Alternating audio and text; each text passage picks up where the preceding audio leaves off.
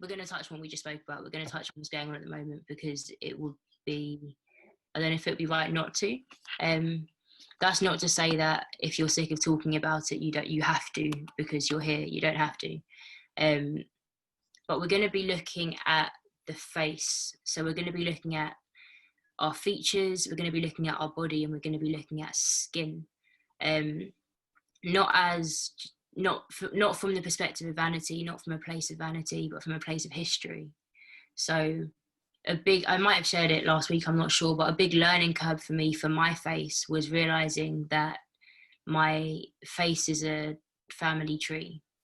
So my nose is for my grandparents, and my eyes are for my mum, and my lips are for my dad, and my complexion is the story of my parents living in Africa, me living in the UK, and my hair right now, like the texture of it, is the story of my parents not knowing what to do with my hair texture once they came to the UK. My build and my body is a result of basketball or athletics, or what I was involved in. So yeah, just looking at our features, looking at our physical features for their stories is what we're gonna be looking at today. But before that, I can tell that the vibe, I mean, from Zoom you can't really tell, but it feels like a little bit deflated at the moment, which is understandable. Do you know what I mean? Like it's weird times from the pandemic to the protests. Like it's a very emotionally charged season that we're in, and it's only June. I feel like we've lived about 4 years in 3 months is what it feels like at the moment. So yeah, things are loaded at the moment. So we're going to do a free write for the first 5 minutes, where I'm going to set a timer on my phone, and for 5 minutes, if everyone can get their notepads and pens as well, if you haven't got them already, for 5 minutes you're just going to write without taking your pen off the paper. So you're not allowed to stop and think, you just have to keep going. And if you can't think of anything to say, you just scribble, you just write anything. So for 20 seconds whilst I go and get my notepad and pen, before you start writing, just think about your thoughts. So think about what's going on in your head at the moment. So when you do put your pen to paper, it's not just a what should I write about, it's a stream of consciousness. And yeah, the rule of a free write is you don't stop and think, you don't take your pen off the paper. What it does is it's kind of like declogging your brain. It's kind of like just forcing the kinks to work, oiling your screws. I don't know if people say that, but just kind of warming up your creative mind and your writing mind. So I'm going to set a timer for 5 minutes. If everyone puts their pen to paper.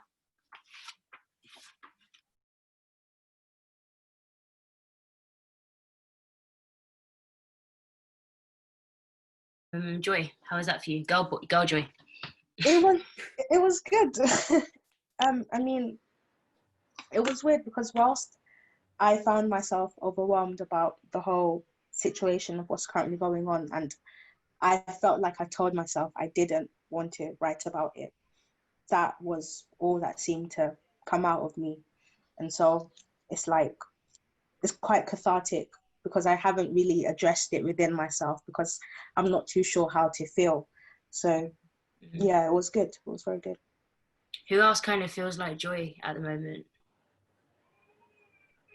Me. Yeah, it'd be like that. It really does. It's because we're consuming all into our head, and we're talking about with our mouth, but we're not really giving it a paragraph. We're not giving it a sentence. We're not giving it a structure. We're just letting it run wild in our head, which is quite overwhelming. We are going to be writing a tour guide. So we're going to be looking at language.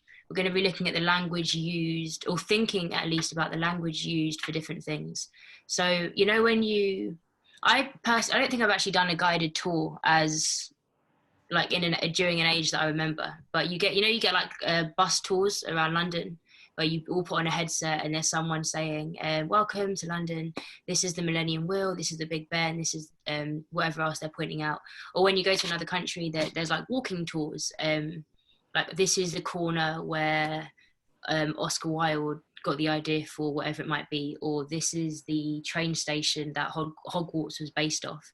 And it's kind of like a long, almost like a long speech. I'll read you one in a second, but I'll frame the question. For the first 50 minutes, I'll frame what we're going to write about. We're going to be we're going to be writing a script for a guided tour around our faces. So taking your face off your neck, putting it on a piece of paper and looking at it and imagining a bunch of people saying, I'm coming to visit your face and you're going to tour me around your face. So that I'm going to leave that there for a second. I'm going to come back to that. But for now, I'm just going to quickly read out a script of a guided tour just to get ourselves sort of in that space and thinking about what is included inside it.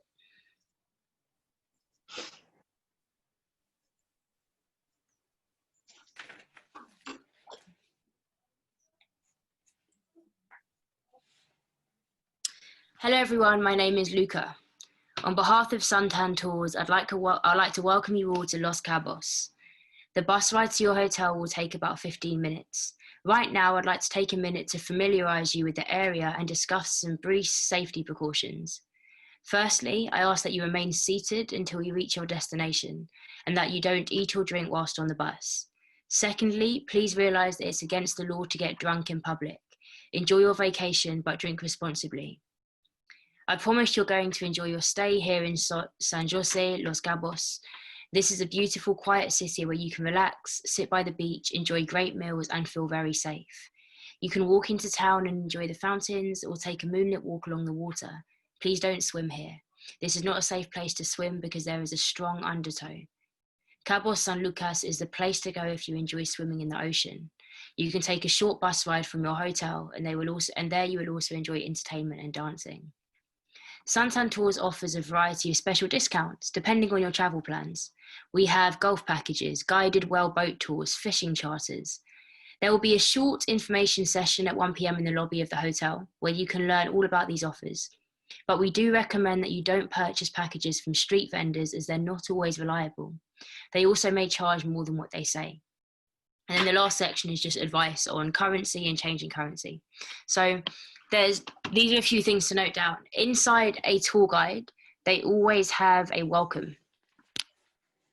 So just bullet point that. There's a welcome at the beginning. And you're welcome depending on how you're feeling right now. I know that if I was to write a tour guide to my face right now, I would be very selective. It would be a tour guide for non-Black people around my Black face. That would be my tour excursion at present. So in your welcome, you have to decide whether you're going to be warm, whether you're going to be inviting, whether it's going to be funny, whether it's going to be serious, whether you're there under duress, whether you don't even really want people on your face, but you just have to do it because that's the exercise at the moment. So I want you to think about the tone and the feeling of the welcome part of your tour guide. The second bullet point is a safety brief. So all tour guides have a safety brief. And this is telling people how to conduct themselves whilst they are on your face. So for example, as my safety brief, I might have, don't touch my hair, or do touch my hair and ask questions, or don't touch my hair without asking. But it's up to you. It could be, don't ask me where I'm really from. It could be, ask me where I'm really from. It could be, I got this eyebrow from my granddad, so don't come near it. So whatever your safety briefing is, whatever your warnings and your sort of disclaimers to people are regarding your face, that goes into this section. The third section, the second section, you're also looking at personal boundaries. So your own personal boundaries regarding everything that pertains to your face. Best child. The third bullet point is describing the location. So what can happen on your face? I'm a bit Asian, a bit Gambian, so I might say when you get to my lips, you might realize that they're from two different places. Is your smile a landmark? Why is your smile a landmark? When does it pop up? Is your cheekbones, are they your favorite feature? Is your smile your favorite feature? What's the story of it? What makes you smile? So you're going to be discussing what happens on your face, like the movement and the adventure and the exercise of your face. And then the last part is special events. So we can kind of come to that because it's a bit of a more technical one to apply to a face. But yeah, so 15 minutes, we're just going to write a script. So it can rhyme, it cannot rhyme. It can be a spoken word piece. Like you can just take the script concept and apply it into an actual poem if you want. But you're giving people a guided tour around your face. I'll read a very short poem. I say it's very short because it's like crazy short. And it's me on my face, basically. The design of my mouth often trumps what it can hold. It's even sadder that in that I sometimes resent how it folds into my father's face, just as it does mine. Our faces hold the story of our history and time. This line of my eye is my mother's. Even in another man's land, blood is above us. No matter how far we may move from home, it lives on us, but it's here right now. Your whole body is a mouth. Every part of you is important. Tell your story. And that's just sort of a leading into the topic and leading into your face. So what I would do if you're not using your phones or if you're using your laptop, take a picture of your face. It doesn't need to be like the most flattering angle, whatever it might be. Take a picture of your face and look at it as you're writing. Because we all kind of know what we look like or what we want to look like, but it really helps to have a visual aid. I love and enjoy taking this picture. So yeah, if you guys are able, just have a picture, even if you need to just come off the Zoom call for a second or minimize it, take a picture of your face and have that as a visual stimuli, because you're giving people a tour guide around your face. You need to see it. You need to see the journey of your face. So I'll take mine as well.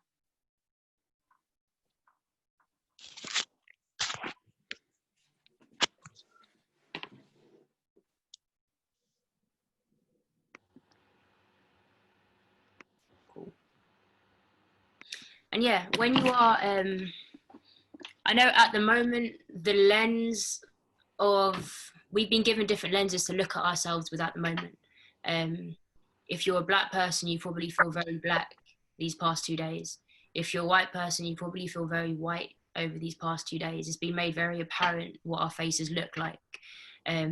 So all that I ask you to do in this writing exercise is to look with your own eyes, see yourself as you see yourself before all of these conversations.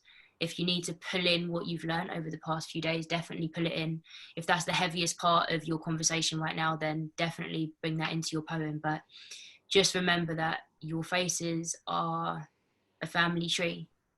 Your faces are what love looks like between a man and a woman, whether they're together or not, whether they love each other or not. Your faces are a byproduct of them sharing love. So yeah, look upon yourself nicely. But yeah, 15 minutes, I'll set a timer. But if you can, mute yourself as well, just because of movement. I'll put on some music.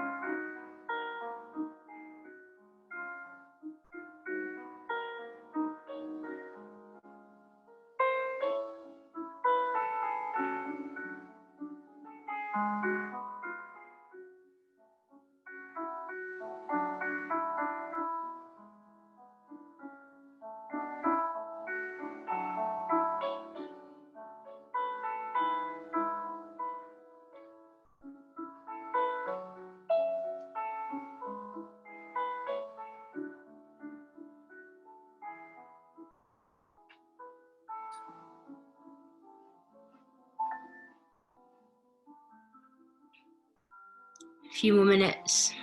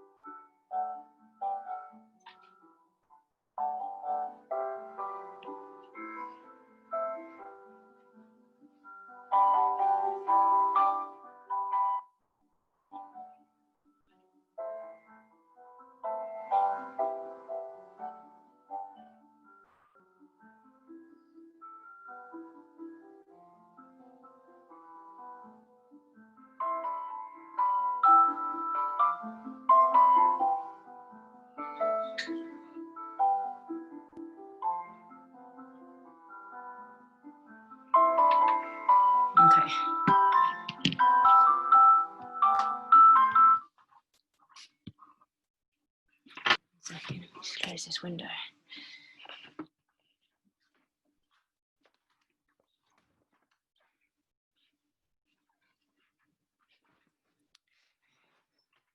Okay. How is that for everyone? Joy? It was good. I really enjoyed it. I felt like whilst I started out with a kind of plan of what I wanted it to be, it became something itself, and I found different bits that I was like, oh, I need to say something about this, and this deserves a bit of writing to it. And it was interesting. It was fun. It's quite weird that there's a lot to talk about, because whilst there's something that I'm just like, okay, well, yeah, this is my face, but if you were to break it down and analyze yourself, it tells a lot about your narrative and your identity. Yeah, for sure. Definitely. Faye, how was it for you? It was different because again, I wouldn't say I'm a poet, but it was like, oh, what can I say about like these different parts of me, and how do I express that in terms of a tour? So it was a really interesting activity. So I've never thought about it, and like I just drew a picture of myself before instead of like taking a photo. Okay. I just went, oh, what can I say about that? Or what can I say about that? And yeah. So it was really fun. It was cool. It's definitely helpful to have a visual aid, just so you remember what's on your face as well and how it bends and folds. Definitely. So we're going to do a sharing afterwards, and we're just going to write one more piece, and it's going to be another. It can be a tour guide type piece if you want,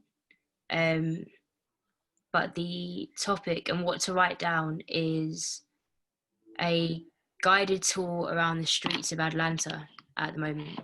So Atlanta is where the protest started, not where they stopped, but arguably where it has probably hit the most fire in terms of rage on both sides. So it's going to be a guided tour around the streets of Atlanta, and you can pick and paint that however you want. It can be with bodies on the floor with no one there. It can be with Trump in the streets, with Trump not in the streets, whatever it might be. But your location and your base is the streets of Atlanta.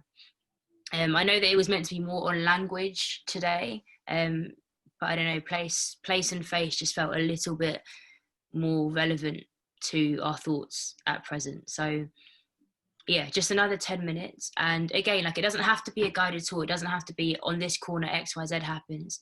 It can be you could begin with, I landed here and this is what it feels like. Or you can be someone frozen in the middle of the protest with everything going on. You can be an onlooker. You can be part of the protest. You can be the emotion of someone protesting. You can be any aspect of the street. You can be speaking from any perspective on the street. You can be the road itself if you want. You can be the concrete, you can be the trainers, you can be the rubber bullet, you can be the policeman, you can be the protester, you can be the child, you can be someone who's being killed unfairly by police. You can be any aspect of Atlanta inside this poem, but you need to write from that perspective along the lines of a guided tour. So along the vein of whatever direction you went in with your first poem. Does that make sense? Kind of. I know it's a step to get into the poem, but I think it's important to learn to write in complicated context, just because it forces your brain and it forces your language. It pushes your language somewhere it probably hasn't been before. So yeah, 10 minutes to up until 6 o'clock. We'll do that writing, and then we'll have a really quick sharing if there's time. And if you have any questions or you're stuck, the chat at the bottom, you can just privately message me and I'll get back to you. But yeah, I'll play some music.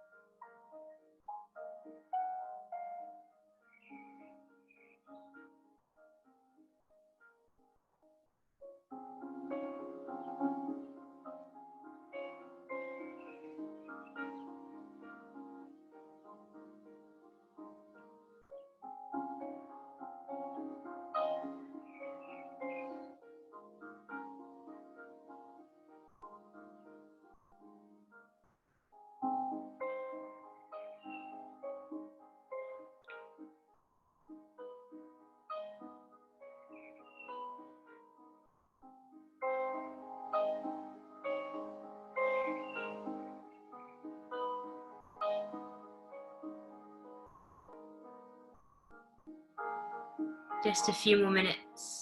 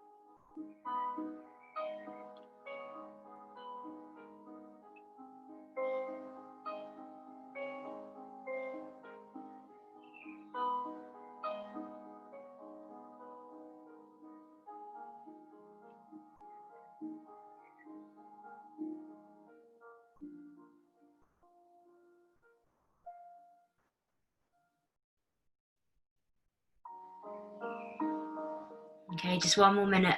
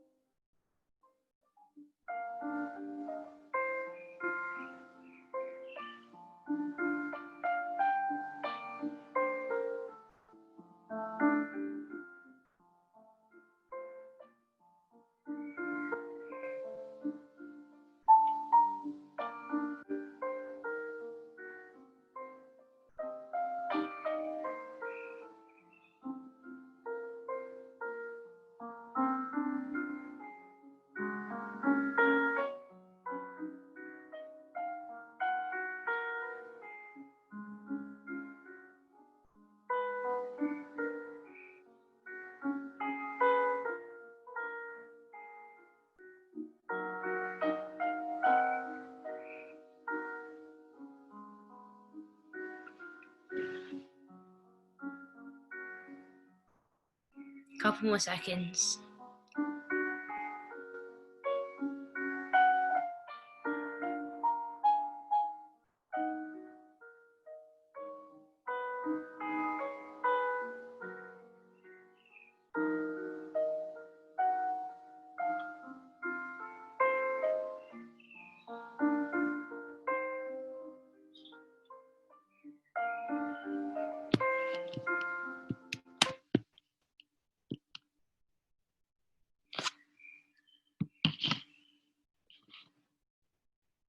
Okay.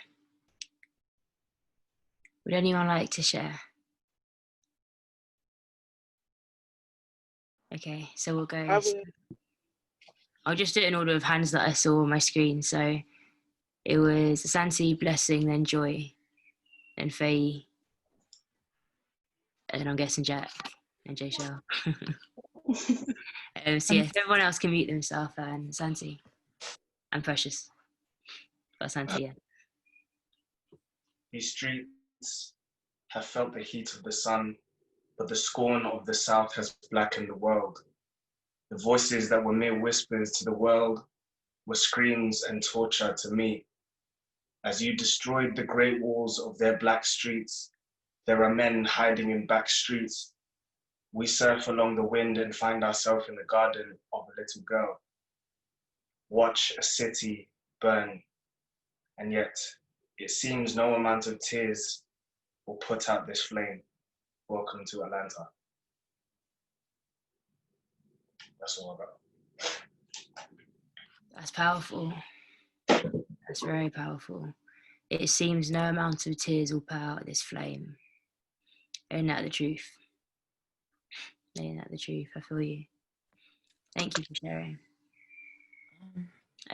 Blessing, it was, I think. So I'm not sure which one I should do. The first one or second one is, I don't know. I'm gonna do the second one. Okay. Come in, come all, as the floor is lava, paved with fire. In the midst of a charge that call us the Light Brigade, but the charge is not the same. Our cause is unworthy, as we pelt these peaceful protesters with tear gas, though they've cried enough, because fellow officers have no mercy and find pleasure in putting bullet holes in black boys and black men. Put them beneath so they can feel like a man again. See them as a threat, though we have the guns. I can't imagine if this was my son, but I still have to follow orders. Though my silence can lead to a death tomorrow, still I charge. Move, move, move. Atlanta. Wow. It was a very interesting, the viewpoint that you decided to go from was very interesting, and I would love to get into that mind as well, just to see Wagwan, if anything. Yeah. But yeah, no, that was powerful and interesting. Like both. Thank you for sharing. Thank you. Joy. Welcome to chaos. Again, we say welcome, except it's not welcome. Put your life on the line. Your right to define your country's president threatened.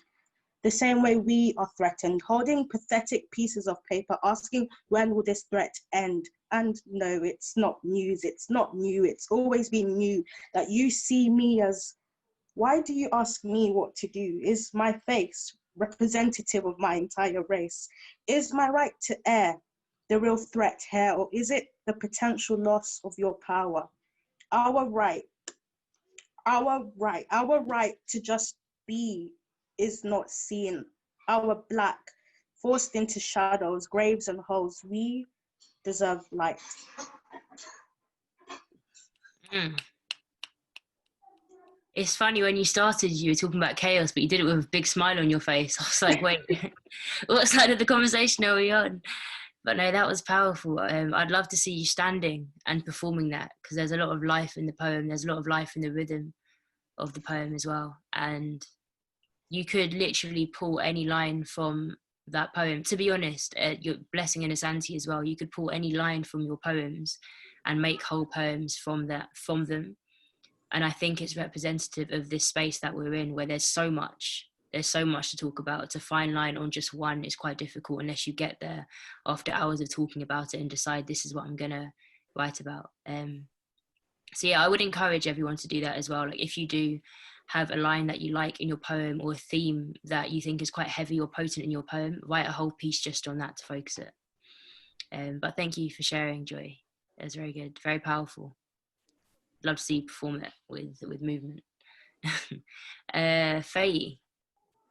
Sorry, Precious. Sorry, I'm just trying to go in order. Sorry. Oh, okay. Sorry, okay. I hear the true hearts feeling sick to the core, whilst government spies lay bricks to the impulsive protesters to loot the stores. I hear the innocent cries and screams and shouts from the beautiful poor souls that yell till their vocal cords are ripped out. I see the bloodshot blues prey on their victim blacks, knowing they can shed blood, tears, and not get the sack. I can see the good in the bad blues, and he can see the level of justice that is due. And I'm hearing the plain, loud silence that doesn't want to speak up.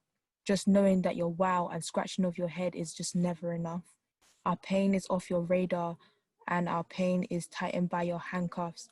I can feel the CPR of Black Lives Matter resurfacing. Some others cheat the system and are crooks, but only them they flatter. And with that, all that said, welcome to Atlanta. Wow. The CPR line, the CPR and handcuffs line are so vivid. So vivid. It takes me back to last week when we spoke about using the actions and the product of different senses to awaken something here. And I think the use of even just the phrase CPR, or the texture that comes with handcuffs, they're real visual aids to the poem. Like, it's a real tool around what is going on. But yeah, thank you for sharing, Precious. Thank you. Sorry, Faye. Sorry about that. No, it's cool. I'm gonna do the tour one. So, okay. Welcome to Faye Kanda, a land that is full of culture, humor, and likes to move it. In this tour, I recommend that you ask, reach, but do not at any cost touch.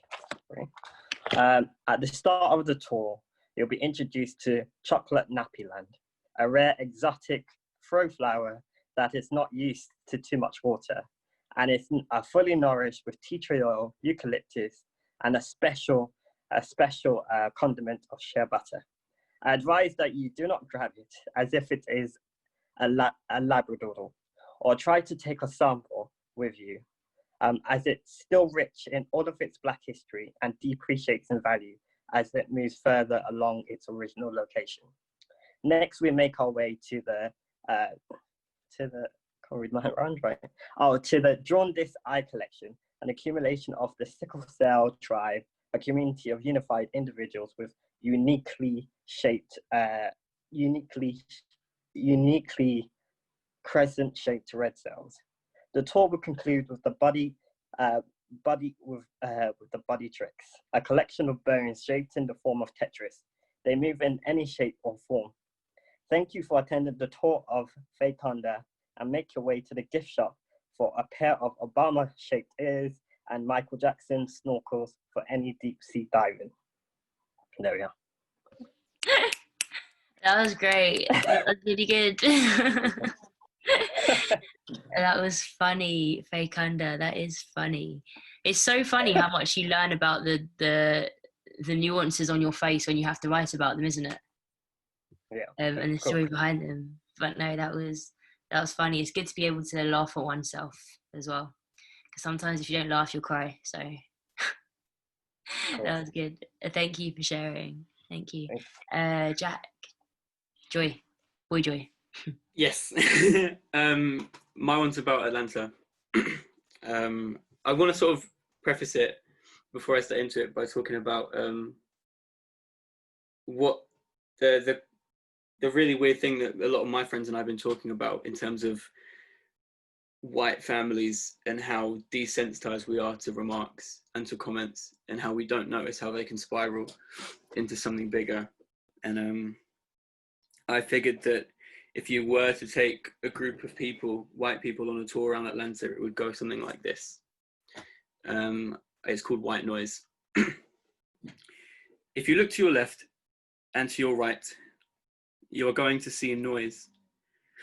It's a noise of fear, flesh, fractions, compassion, confusion, thunder, hunger, grip, grief, wall stones, stone wall, father, founding, mothers, matters, profanity, calamity, and humanity.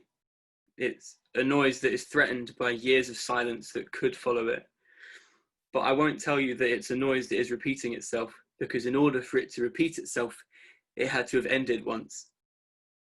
But I know this noise is an inconvenience to you. We have provided flesh-coloured earplugs under your seats, and if you like, we can hum Billie Holiday's Strange Things or Marvin Gaye's What's Going On. There's no need to sing the lyrics. We don't know them.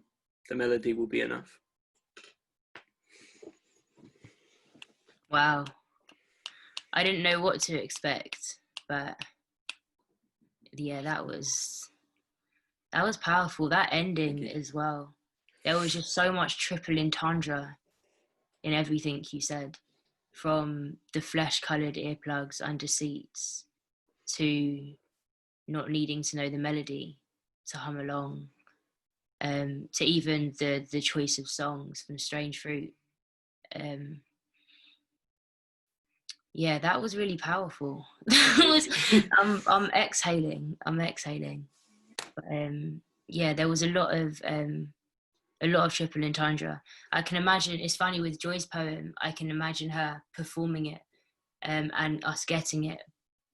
But with double entendre and triple entendre poems, sometimes the fruit is in them being read, because you can go back to the first line, you can go back to the second line, you can be like, oh, that could mean this can mean this. So it's, yeah, like intelligent writing.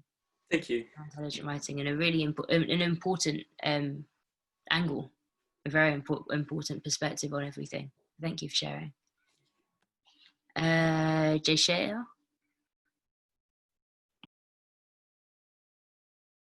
You're on mute. There we go. Okay. Hands out in front of you, no sudden movements. Don't scare the cop, because trigger fingers are real and God forbid you find out. That's what my dad told me, and his dad before him said the same thing.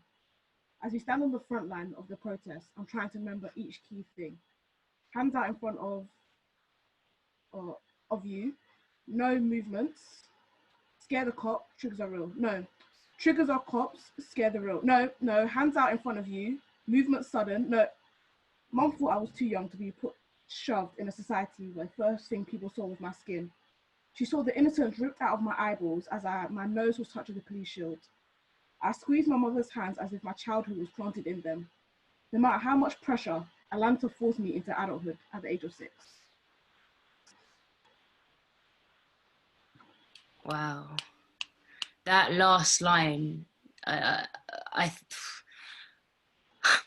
think that last line sums up the poem. That even in education. So where you talk about put your hands up, actually don't, actually do this, actually do that. Just the fact that there's only so much you can teach when the system itself is impossible to learn, is not fair to learn. Do you know what I mean? There's only so much you can teach. You can never really teach the right way, because how do you ready a child for that?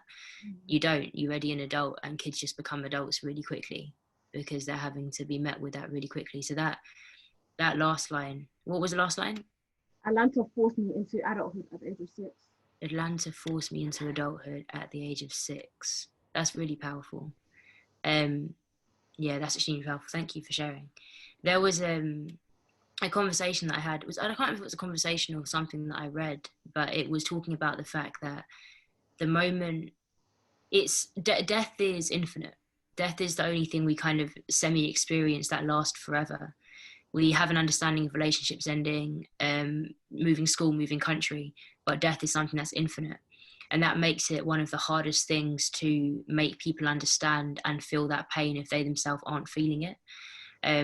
But inside that, I think a postal person, but they were basically saying that when one person dies or is wrongly killed or is murdered and nothing happens, the whole network around them, all of their friends and their family, suddenly their life becomes protest.